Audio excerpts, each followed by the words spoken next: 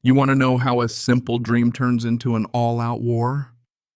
Let me put it like this. When I bought that sun-baked hilltop cottage above Monterey Bay, all I wanted was to watch the waves roll in, breathe in real salt air for once, and maybe if I was lucky, forget the sound of engines and power tools forever. 15 years I worked out on offshore rigs, turbines, platforms, always fixing someone else's mess, always just a phone call away from the next emergency on the other side of the world.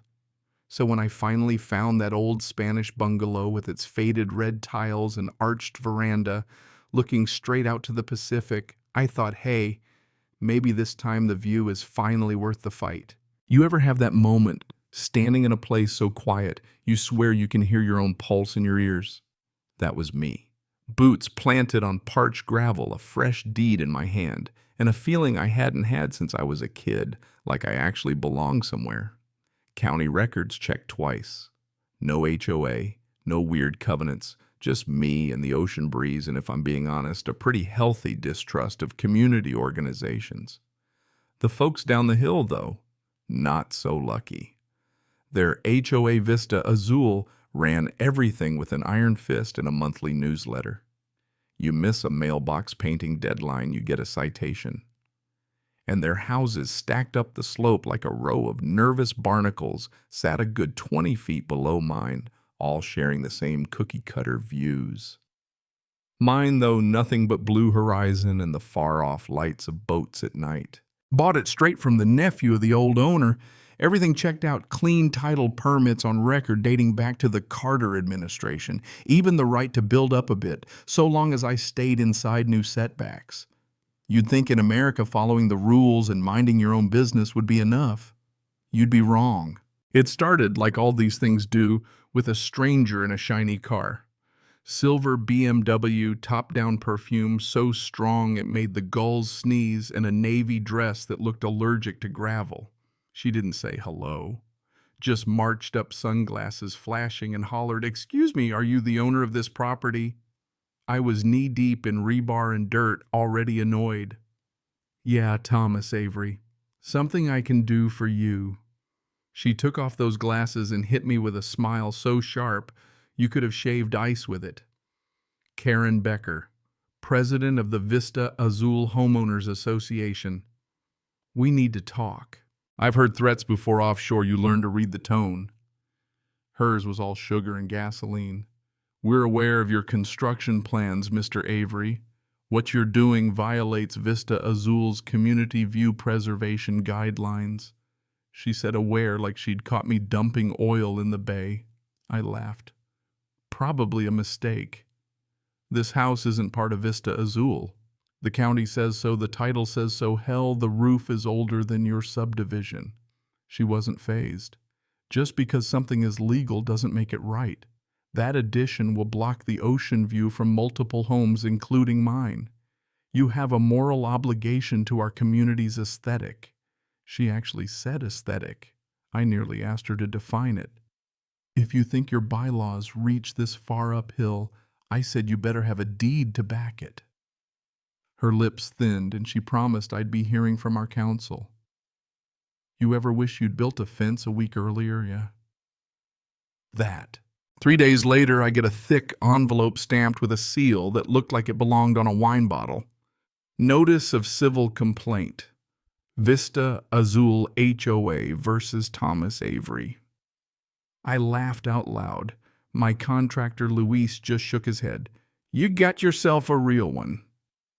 Turns out their lawyer was just a board member with a chip on his shoulder and a Yelp trail of angry ex-neighbors. No bar number, just lots of bark.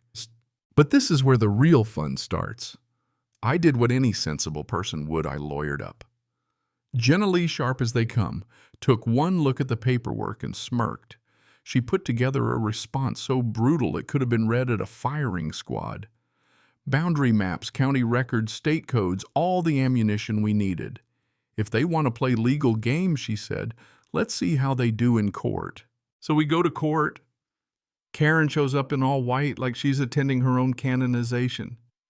Her legal pit bull fumbles half his papers on the floor. I'm trying not to laugh, but my stomach's in knots. The judge, a silver-haired woman who looked like she'd seen every HOA meltdown from San Diego to Eureka, just cuts right to it.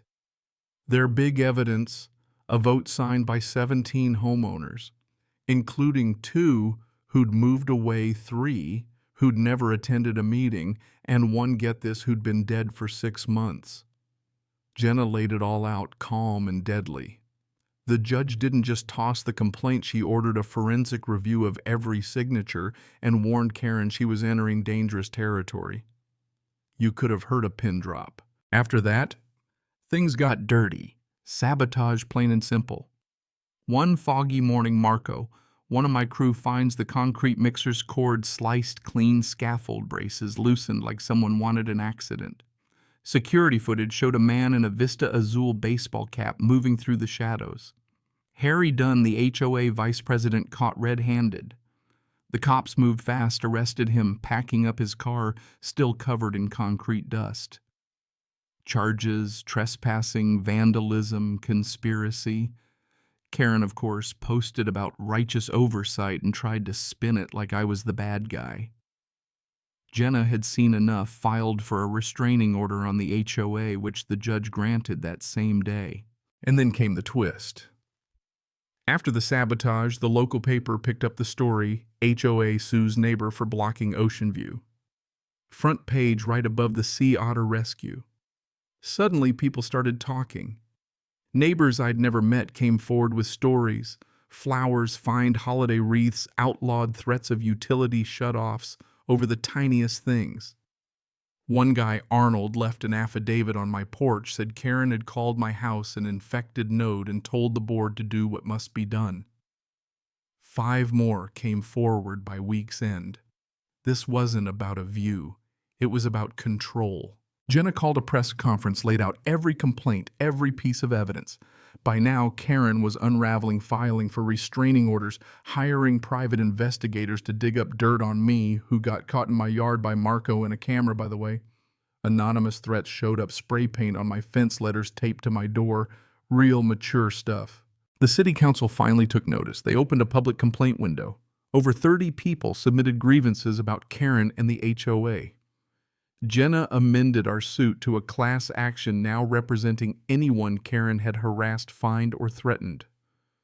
Karen tried to spin it, but even her own board started resigning. Court became my second home. At the final hearing, Karen's lawyer tried to claim visual rights over my property. The judge shut it down. Jenna presented the video evidence, the affidavits, the vandalism, the drone photos, the whole 9 yards. The ruling: my property was outside HOA jurisdiction. Karen's actions: harassment, fraud, criminal misrepresentation, full compensatory damages, legal fees, and an injunction banning the HOA from contacting me or interfering with my home. The forgery charges got bumped to the DA. Karen was arrested in the courthouse, her face whiter than her suit.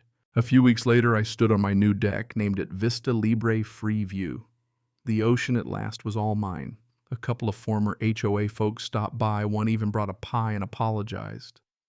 Turns out when you shine a light on bullies, the whole neighborhood starts to breathe a little easier. So let me ask you this. When does protecting your view become crossing the line? Where's the line between community and control? Drop your thoughts below. Tell me if you've ever tangled with an HOA and how you fought back. And if you enjoyed this wild ride, don't forget to share your own story, because sometimes the only way to keep your sky clear is to speak up and stand your ground.